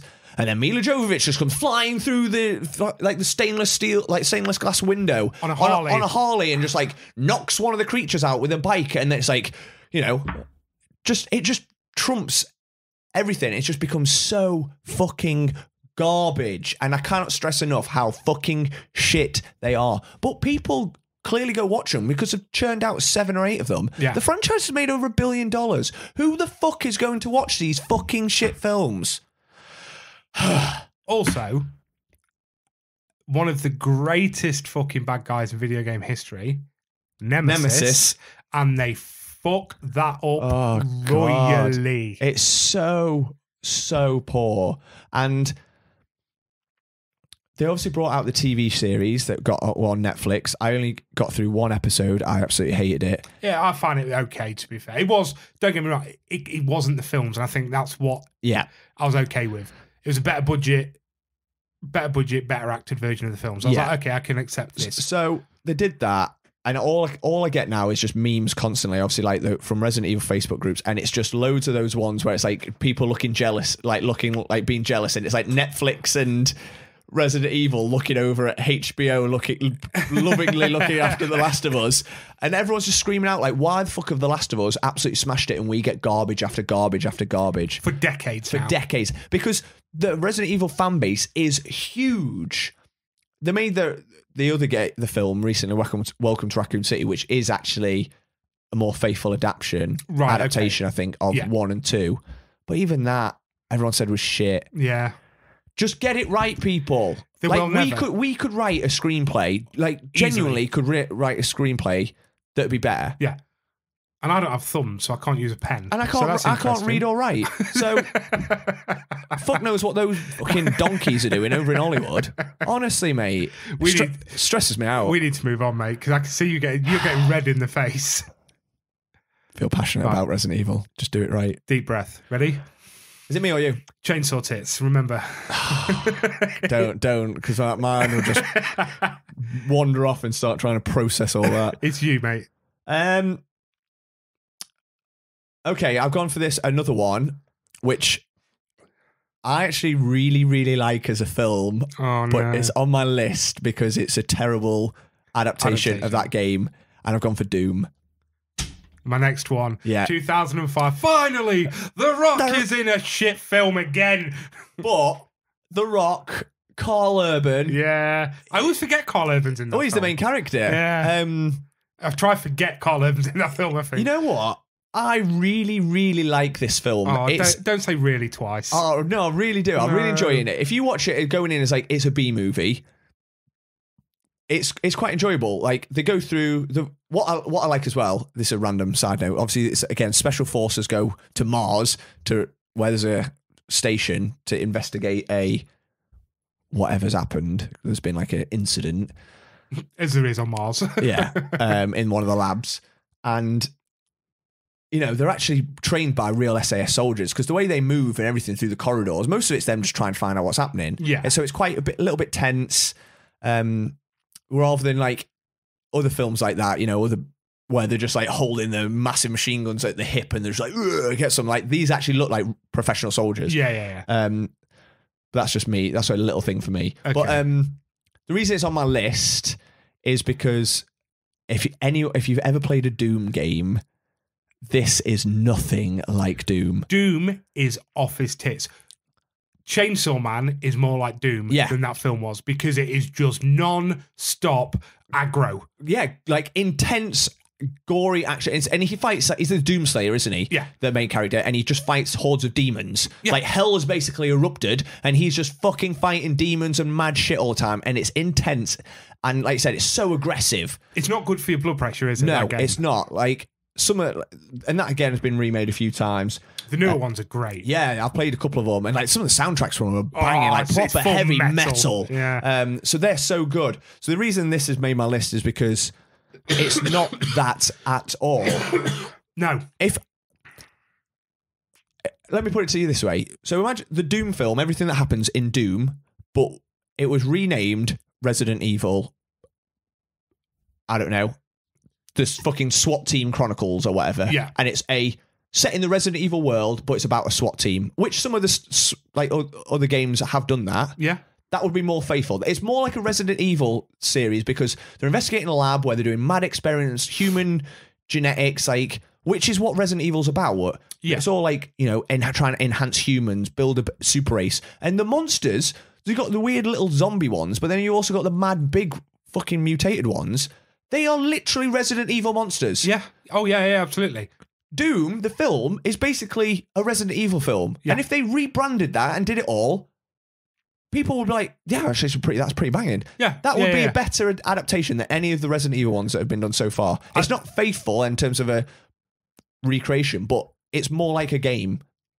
I think you're right. I still don't like the film, and it would just be, but I think it's in there with the bad Resident Evil films. Yeah. It is a bad Resident Evil film for me. Really? Everyone absolutely hates it. I don't get why. You know what? For you, I'll rewatch it. I've only ever seen it once and I fucking hated it. Yeah. Yeah, I'll rewatch it. Rewatch it. It's worth After it. a few beers, I think it'd be quite good, maybe a good like, one. it's one of them where The Rock's actually not that cheesy in it. I think he has like one cheesy line.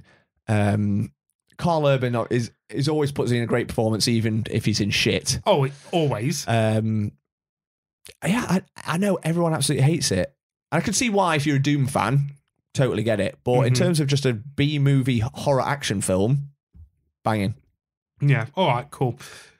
Yeah, I don't agree, but rewatch it. Rewatch it. I'll rewatch it, but I definitely agree with what you're saying. It is nowhere near a Doom film. No, you can't bring it out and just put a Doom tag on it. No, it's got nothing to do with Doom. No, it's not. So Doom was my next one. So I am going to go back to my childhood here, at the age of 5 years old, when this film came out, and we was introduced to two Italian plumbers. Oh yeah, this is on my list as well. 1993 Super Mario Bros. Oh, it's so bad. God. I remember as a kid just being grossed out by how slimy everything is in this film. Yeah, I know, yeah. Everything is done, and I see what they tried to do with it, but don't. If you're going to make a Super Mario film, make it what it is. Make it more fun and bright and, you know, it's just grim and grainy and like, slimy. Yeah, it's like, we're going to try and make it more realistic, but put it in a weird dystopian future. Like, it's just fucking, we're going to do that, but we're going to put it in like Blade Runner country. Yeah, like, exactly. Why? And why we get like, is it like Dennis Hopper? It's Dennis Hopper. Oh my God. Who plays Bowser. Like, yeah. And that's just really weird. But like, his head's gross. In that film, he's got them like, it's not bad. He doesn't play Bowser, does he? It's not Bowser. I think he is Bowser. Is it Bowser? Yeah. Oh God! His head is gross in that. No, he's King Cooper. King Cooper. Yeah. It's just bad. It is. It's got to be the worst adaptation of all time, right? Surely. Oh, it's got to be. It's just horrific in every sense of the word. And you got Bob Hoskins.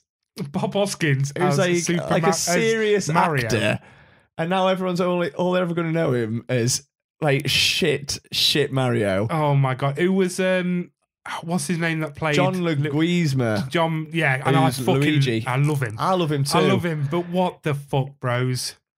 Oh my god, he gets away with it because he's like a young upcoming actor, not really doing anything. With Bob Hoskins is like a critically acclaimed actor who now I think obviously he died quite a while ago. Yeah, but I'm sure he came out several times and said my only regret in life was was being Super in this Mario film. Brothers. It's so bad. It is so bad. It is so far from what Mario is. Like you said, a happy, bright, fun film. And yeah, all right, fun game series. Sorry. There's the darker levels where they're in Bowser's castle.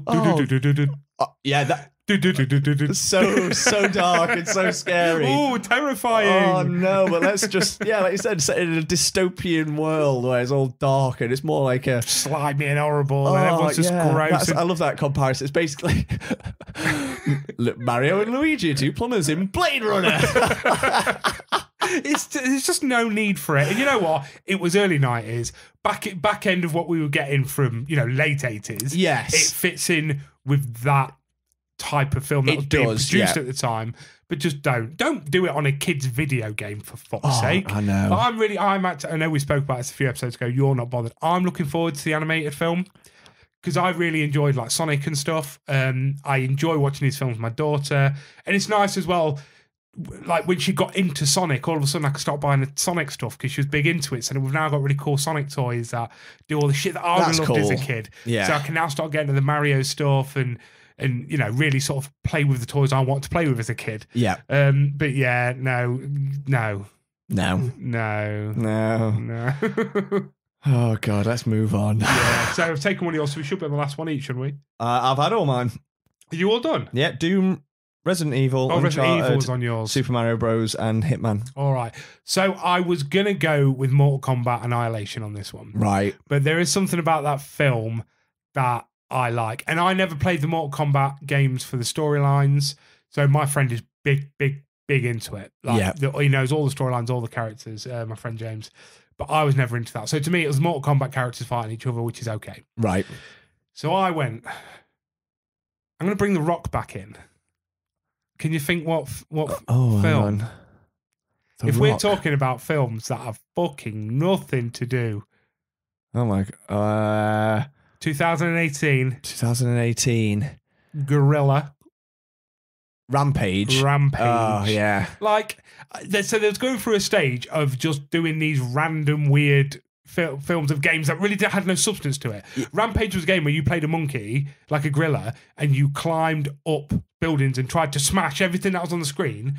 Right. Without getting like shot down by airplanes. Okay. Did you play Rampage? I never played it, no. Right, yeah. So the old arcade game, you was the monkey, you could jump from building to building, you smash, you tried to make all the buildings come down. Right, that was the idea of it. Okay. Why did you make that into a film? Oh, no, yeah.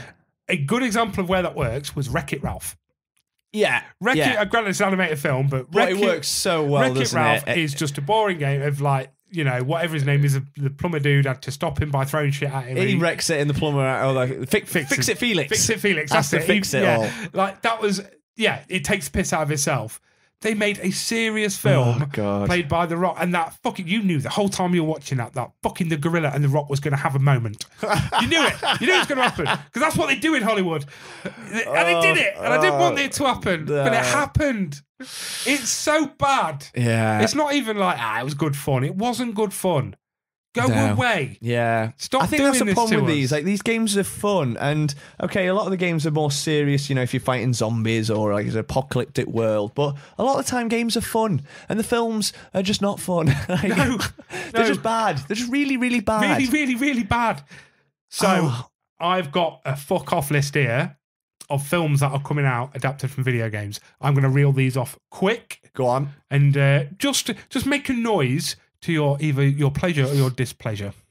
Okay. It could just be a ooh or a ah or a. Yeah, you ready? See what I can do. Gran Turismo. Sonic the Hedgehog 3. Okay. Borderlands. Yeah, very interesting, that one. Crossfire. No idea. Not one I know. Zone. Not one I know. Death Stranding. Interesting. Not played it, but the bits I've seen are fucking intense and mad. I've watched loads about the story and the making of it. So I Also- know what it's all about. If you're going to take a big actor and put him in a game as well, like they did with Daryl, Norman Reedus, yeah. Norman Reedus, then it's going to be a film. Just innit? get Norman Reedus in it. Right, are you ready for this one? Yep. Duke Nukem. No way. That can go brilliantly or terribly. Have they announced who's playing? They haven't. No, No. okay. These are all TBA at the moment. Right. Firewatch, Don't know. Five Nights at Freddy's, Get Fucked. Not having it because Nicolas Cage did it Did better. it with... Okay, yeah. With Willy's Wonderland. I still need to watch that, but yeah. Just Cause. Okay, yeah. Just Dance. It's a dancing game. Grow up. Yeah. It's like, it's a film about a dance mat. Fuck off. Metal Gear. Metal Gear, as in Metal Gear Solid? Mm-hmm. Right, that could be good. That could be good. Minecraft, and I just hope it's animated because they could make that quite funny. Yeah. You know, like certain things like the Angry Birds film was quite funny. Yeah, do an animated version, like for the kids, and just a little bit of adult humour in there. Yeah. Because let's be honest, how amazing are the Lego films? Yeah, Lego the quality. Batman has some of the greatest adult humour It's so in funny. that film Yeah. for a kid's film. yeah, so that could be done quite well. Yeah. Have it look like what the Sonic, no, not Sonic, the Super Mario film is going to look like. Yes, That sort of exactly. bright, colourful. Yeah. Mortal Kombat 2. Heard terrible things about the first remake of it. Pac-Man. Again, animated if you do it right, maybe. Yeah. Portal. That could be interesting. Yeah. Rabbids. If Which you don't know what one's it Rabbids? is, if I showed you a picture, you'd know I what know they it, are. yeah, okay. Return to Silent Hill. So they're doing another Silent Hill. I love the Silent Hill film. They're actually, I really like it. They've done, Yeah. did they do two? Yes, it did. Yeah, Sean Bean's in them both, Yeah. isn't he? yeah. I really the like first them. one I really like. It's creepy. Very creepy. That's why I love the Silent Hill films because they're scary. They are, yeah. They're horror films. Yeah, that's it. Saints Row. Okay. You want to go down the rampage Yeah. line here? Space Invaders. That film is all set up for that one scene where they're on the ground and they're moving across the sky and shooting down. Yeah. That's for that one scene. Yeah. Street- Futurama did that in an episode Yeah. of Futurama. So We're okay with that. We've had it. We've done it. Streets of Rage. Okay. Could be cheesy action. That could work if they did it again. It could work if they did it right. If they do the camera angle right. Yeah, and get make some it what it cheesy is. music and some Yeah. cheesy action and some, 80s as fuck. yeah. Yes. That'd be fun. Tom Clancy's Ghost Recon. Could work quite very, very easily. Tom Clancy's Splinter Cell. That would be cool. That would be cool. That would be cooler. Ghost Recon could be cool, but I think Splinter Cell's the one. Yeah. Where if they get it right. Yakuza, Okay. Gears of War, which we obviously spoke about. The Division. Not played it, but It was okay, and I think again, any army game, I think you can sort of get away with. yeah. Beyond Good and Evil, BioShock, Ooh. which I am very excited for because that is terrifying. fucking is. It's Yeah. creepy and weird. The world's so cool in it Yeah. as well. Absolutely. Here we go, boy. Toe Jam and Earl. Do you ever play Toe Jam and Earl? I did not. Oh, man, I'm going to show you a picture. You'll know what it is. Okay. Mega Man. Which one was Mega Man again? Big Blue Suit. Never played it. Dragon's Lair. Never played it. I get that one either. Are you ready for this last one? I saved this till the last. Yeah. It Takes Two. No way. Yes. That's cute. That is cute. That is going to be such a good film. That should be good. Really heartfelt. That would be really nice. Yeah, don't fuck that one up because the game's fucking stunning. Yeah, it's beautiful. Have you completed it now? Still not finished it. Again, we've neglected that. Yeah. Since before Christmas, we were smashing it. It's actually a really long game. There's a lot to it. Yeah. So nearly finished it. So some dog shit, some okay. So I'm excited for them.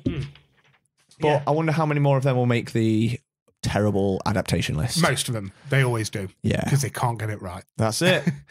So, very last minute, after more technical difficulties, which seems to be happening more and more at the minute, so they can get fucked, we got sent a pretty incredible 60-second recommendation. We really did. From, he's been mentioned on this episode a few times, our boy Rich T. Hi, Richie T. Rich Twiner. I'm going to warn you all now, he's a married man. So you are going to fall in love with his voice. Because so good. Because I did immediately. Me too, I mean, yeah. I've worked with the guy for years. He's very well spoken anyway in the way he talks. Yeah. But he could talk about fucking anything. He could talk about a hole in his shoe for an hour and I'll just stare into his eyes. Yeah. He's just got that voice. He really does. So let's have a bit of Drew Flanagan first. Let's get Drew Flanagan to pick us up before Rich sends us to sleep. Oh, what a combo. Sing it away, baby. 60-second recommendations into the pod shortest presentation. Music, film, even cereal. 60 seconds recommending. Listen closely, it's not never ending. Time is short. Take it away, Rich T. Good people, let me take you on a journey of brotherhood, of loss, of hardship, of strength, of courage and heart. In 1989, one of my most beloved films was released and helped cement my love of martial arts. I give you Best of the Best. I've watched this well over 50 times and I love it all the more on each additional viewing. It's a superb example of 80s cinema, full of 80s music, great 80s actors like Eric Roberts, Chris Penn and James Earl Jones, great 80s style training montages, a typical 80s dramatic ponderous motorbike riding scene, and as all great 80s films have, classic one-liners. It's a story of overcoming your fears, a story of redemption, and a story of brotherhood, all mixed up with some awesome but sometimes questionable martial arts. I implore you to embrace this 80s classic in your life and the emotional journey it takes you on. Wow. That was amazing. Wow. I was so sad it ended. I know. I'm going to have to get Rich to do us a bedtime story. Yeah, I think. I was saying that earlier. Like, I've got the Calm app, so like, you know, they do like meditations and sleep stories and stuff. And I was messaging Rich. I was like, dude, you need to get on that because you would make a fortune. Like, I've got no idea what he just said. I was just enjoying it. Yeah. So, Best of the Best was that martial arts. Best of the Best, yeah. I've got it up here. So 1989 martial art film. I've not seen it. Have you? I have not. So I know that Rich is massive into his film. And I know you spoke to Rich about martial arts and said it wasn't something he was into. And he gave you a list that I think was 940,000 films to watch. Yeah, it's pretty much like that. Like, Rich, bless him, he properly went to town because I was like, I don't really know the martial art genre that well. Didn't he like subgenre it for you as well? Oh yeah, he went to town and he really did me solid. He had loads of films to lend me as well, which I've still got. I need to give him you back, Rich. But yeah, like really got into it. Obviously, it's Rich's big passion is martial arts, like films and stuff. And I scraped the surface, but Rich definitely knows what he's talking about. Yeah, so again, martial arts is something I've never even touched, if I'm honest with you. I've not seen the classics. Yeah, there's so many classics that I've not seen.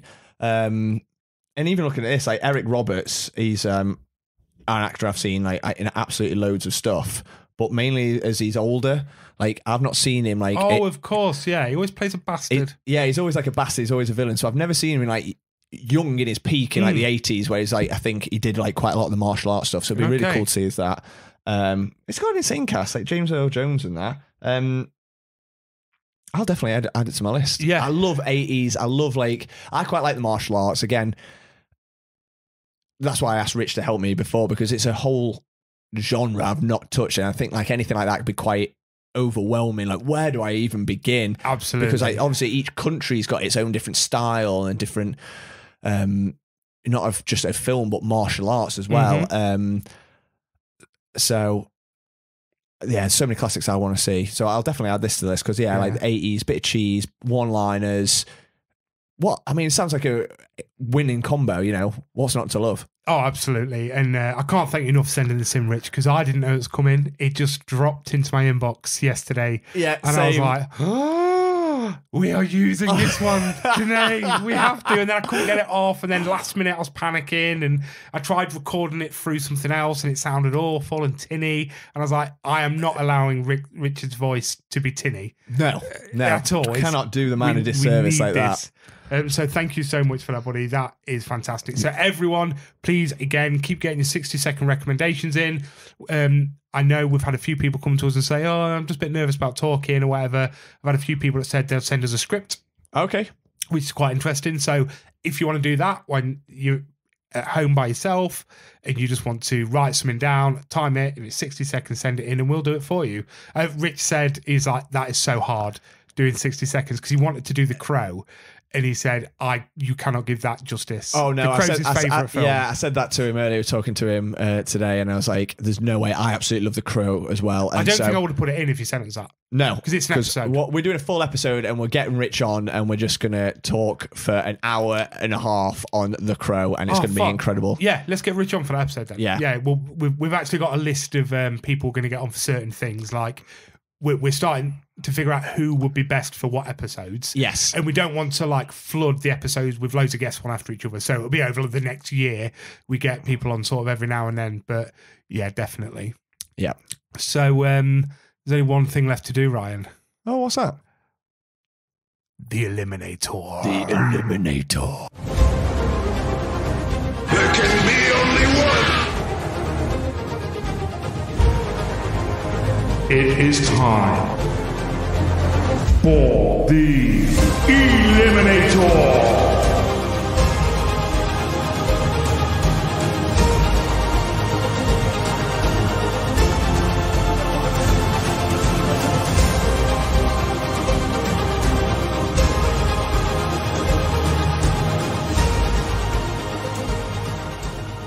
There it is, the Eliminator. Are you pumped? Yeah, I guess. Yeah, me too, actually. I'm still a little bit full of pizza. I'm a little bit sleepy. Yeah. It's those dulcet tones from Rich. I know, yeah. You've ruined my thing, Rich, with your gorgeous voice. Okay, so this is your first episode where you been, for one? Well, yeah, rude. Where you been? We're starting at episode 14 for. I know, it's a bit odd. But if you've not listened before, the Eliminator, we are battling our top 16 MCU films against each other in a round-robin battle until there is only one left. There can be only one. Yes, the hierarchy, the best, the king/or queen of MCU. So, episode one, last one, what was the last one, 13? Episode 13? Episode 13, we did the Avengers versus Doctor Strange. And the Avengers took that one. We popped into the little box of doom and pulled out, Ryan, what we got? So, with the home team advantage, we've got Ant-Man. And with the away team non-advantage, but we'll see. Yeah. Guardians of the Galaxy. Guardians of the Galaxy. Yeah. So, do you want to do this kind of like we did last week? Little chat on both films and then our choice? Yeah, let's do it. Do you want to go first this time or I went first last week? Yeah, I'll go first this time. So, I have again rewatched these films. I'm going to start with Ant-Man. Ant-Man is good fun. I really enjoyed this film. It's what we needed. It came at the right time of Paul Rudd. What a guy. Paul Rudd about to play a criminal, which I don't really believe. Hard to believe that he's a criminal, isn't he? Yeah. That he's a hardened criminal, but he's coming in as this ridiculous character that no one asked for. Yeah. Do you know what I mean? Another one they pulled from obscurity, wasn't it? Like Ant-Man, okay, he can turn himself into an man the size of an ant, and everyone's like, what the fuck, you know, like this is just madness. It's just going to be a bit of a jokey character. We've got Paul Rudd, massively famous comedic actor. It's going to be ridiculous. Yeah, exactly. Pulling in Hank Pym, played by Michael Douglas. Yeah, Michael Pena's in this. Your boy, my boy Michael Pena's in this. And his best role ever. He's fucking great. I absolutely love Michael Pena in this. It is such a fun film. Yeah. Unlike, unfortunately, where it came into, this was in phase 3 that this came in.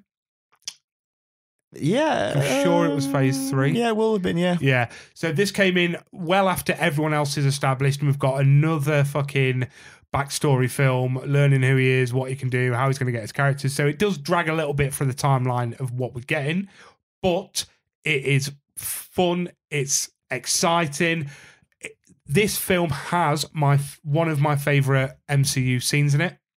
Go on. Which is the fight against Yellow Jacket on the Thomas the Tank Engine train. Oh, that's so good, isn't it? Because not only is it hilariously funny, it's a good action scene. Like, when they're small and they're throwing the train pieces at each other, it's fucking great. But then the comedy of what you actually see. You know, it's just little things falling over and it's not really doing any damage. Yeah. And then when they make the ant giant and the Thomas the Tank Engine huge, like, it's fun. It is so much fun. It's so silly, but intense. It's such a it's a good laugh. I just had a quick look there. It's end of phase 2. It was the last film of phase 2 before Age of Ultron, I think. Yeah. It fits in nicely. So they talk about the Avengers quite a lot. We have a little interaction between Ant-Man and Falcon. Yeah. I do love Falcon, which is great. So all around a fun film. Yeah. I think, unfortunately, when this came out, it was very one-sided with the guys that voted, and we're getting a lot more votes than I thought. Because I couldn't figure out how to see who had voted. I could only see the end goal. Right, It said at the end what the numbers were, but then I figured out how to see who voted. And a lot of people are voting. But no one is going to say this is a bad film. No, everyone loves Ant-Man. Everyone loves Paul Rudd. And I think everyone was pleasant. Obviously, I can't speak for everyone, but everyone I know is pleasantly surprised with Ant-Man. Everyone thought it was going to be stupid. Like, it's a guy who can turn himself into an, like I said, a guy size of an ant, and what's that going to do? It's Paul Rudd. It's just going to be stupid. Everyone's really well established. You know, how's he going to come up against someone like Thor, etc., etc.? But he even makes jokes to that. Like he said, like, he has this little fight with Falcon. He comes away, he's like, "Oh my god, guys, can you believe I survived a fight with an Avenger?" Which is a banging fight as well. Yeah, like, it's he so fucking cool. runs it, and he adds like a whole new dynamic to. Like, he's like a completely different type of character. He's not just someone to go in and he's like a really big, muscly guy. He's just going to come in and start knocking people out.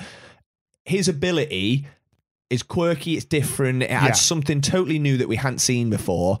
And obviously, just as a character, he goes on to, I know we're just focusing on this film, but he does add so much, a really nice dynamic to other characters and the way he interacts. Yes, yeah. What I personally really like about this film is it's a totally different type of film. It's a heist movie. Oh, yeah, absolutely. Which was totally different. It's not big bad guy is trying to destroy whatever.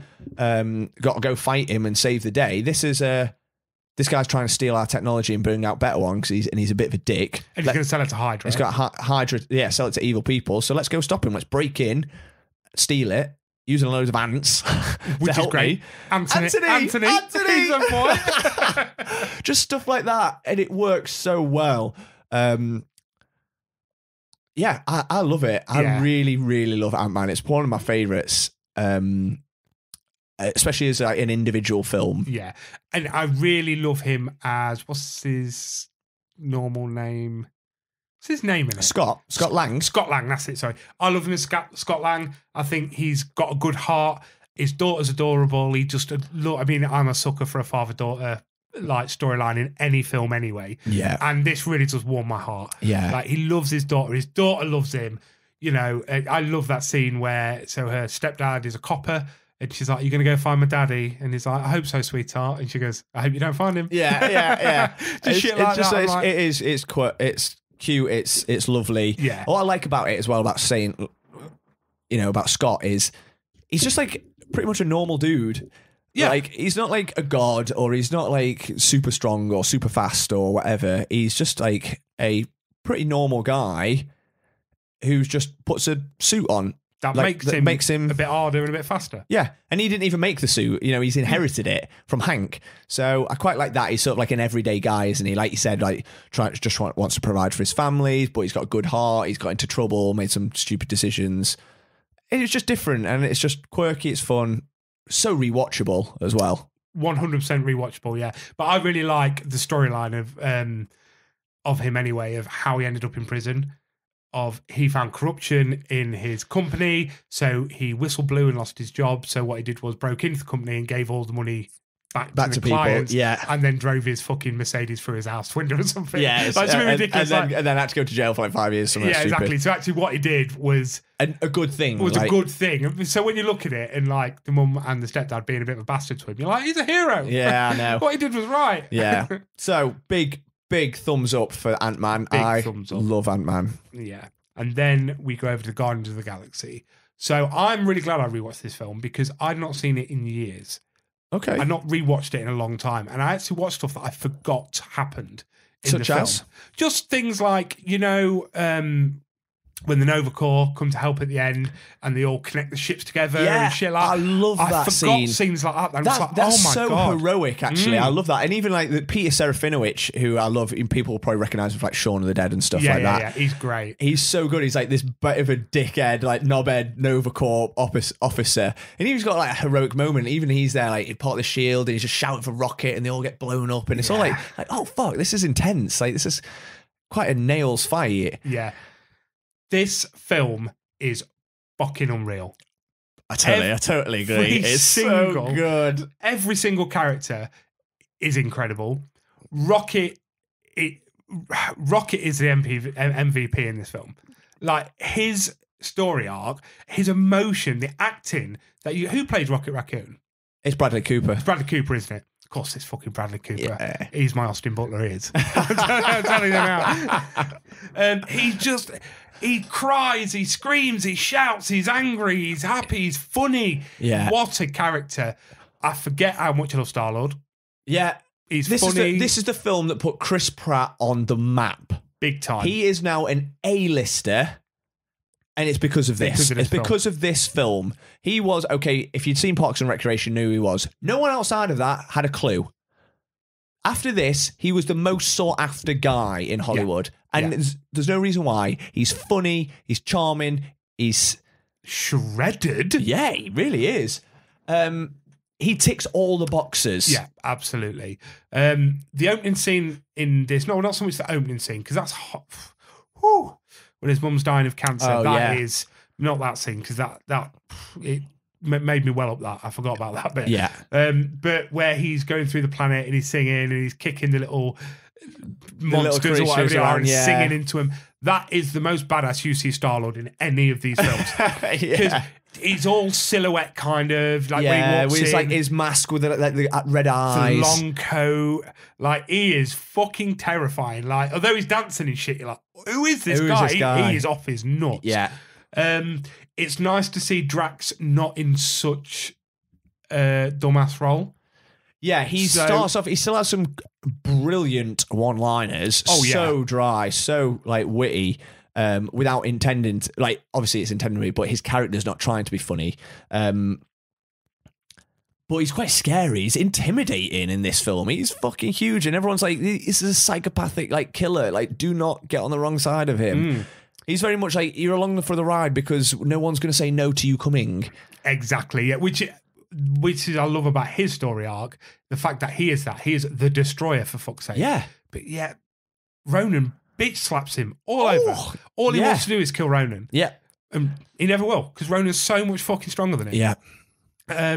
Gamora, Groot, obviously, our introduction to Groot. All the characters are iconic in their own way. Absolutely. And they're so dysfunctional, and then you throw them together. Let's face it, apart from like your hardcore comic nerds, no one knew who the Guardians of the Galaxy were. No, and no one gave a fuck when it was coming out. No. I definitely didn't. And a lot of people that said on the chat, they were just kind of like, I won't look forward to this, didn't really know what it was.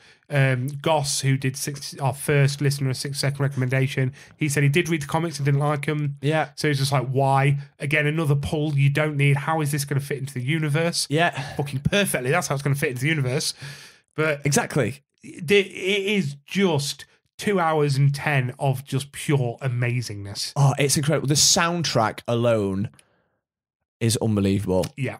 This is a film driven by music, and now since this film came out, don't get me wrong, it wasn't the first film to do this, but this one was massive, where the film was all around the soundtrack, and it's like very like throwback because he's got his like cassette player and his little headphones, like his little Walkman.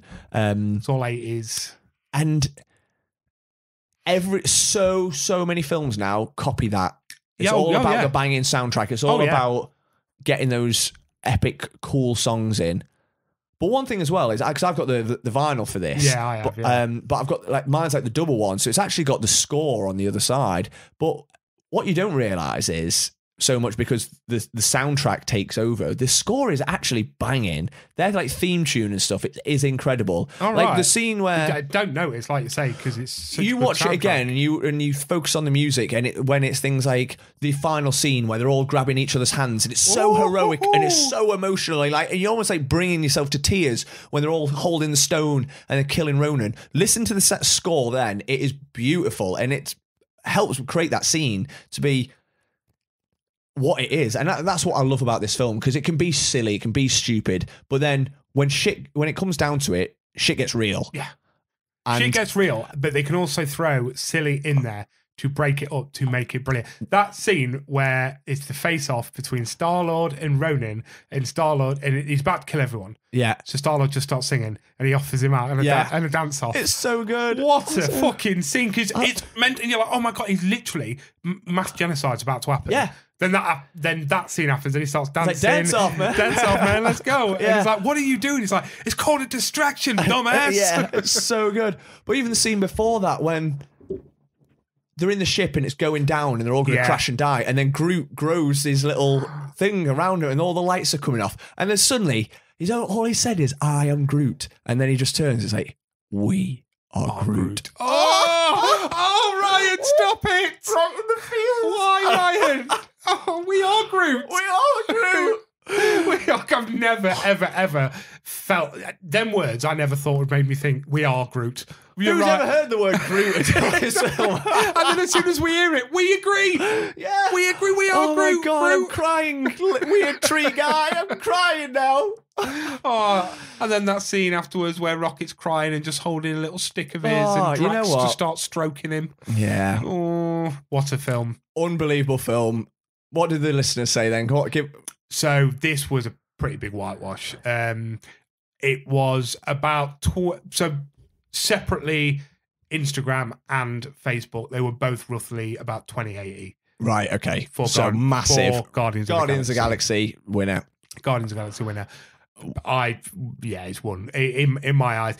When this came out, it was a no-brainer for me. Yeah, It's a shame. It's a shame. Ant-Man was what it was, and it's a good film, and it's a good little introduction and kind of a palate cleanser, what we needed. But you can't go up against that. Guardians of the Galaxy has got to be. I think a few people have said that from on the comments and stuff. Guardians of the Galaxy has got to be one of the early favourites to go on to get to the later stages of this. Definitely, yeah.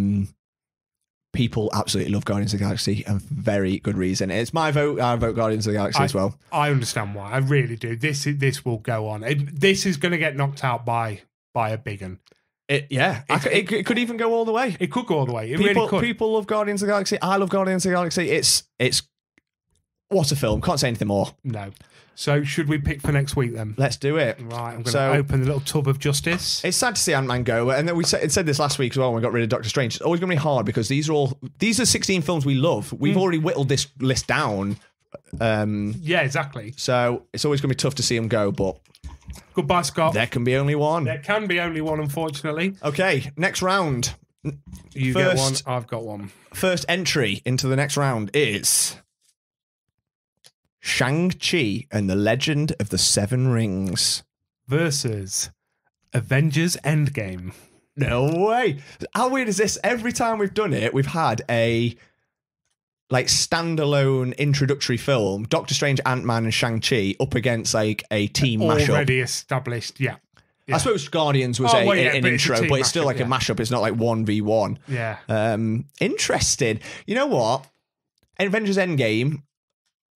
Okay, I'm not going to say anything now. But Yeah, leave it there. But I'll leave it there. But yeah, Shang-Chi and the Legend of the Seven Rings versus Avengers Endgame next week on the Eliminator. So what I'm trying to do is, because we don't have a specific recording day, that's something that we're going to talk about later, see if we can definitely have one day we record. But so I'm going to try chuck this up on a Tuesday. Most people do tend to download on a Monday. Yes. So I'm going to chuck it up on a Tuesday, and that will normally give us a day or two for people to reply.